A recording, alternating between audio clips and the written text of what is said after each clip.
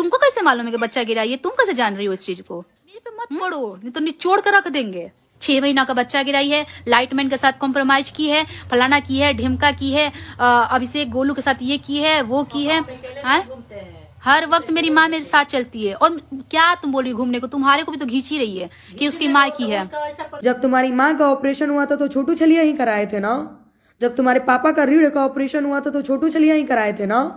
जब खेसारी भैया लाइव आके गरिया रहे तो तुम ही हो ना, कोई और तो हो नहीं। जब तुम हीरोइन को गाली दी थी कि मॉडल लोग सो करके काम मांगती है, तुम क्या करती हो?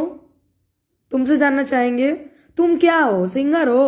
सुनाऊं मैं रिकॉर्डिंग मैडम, 30 मिनट का है, जानती हैं?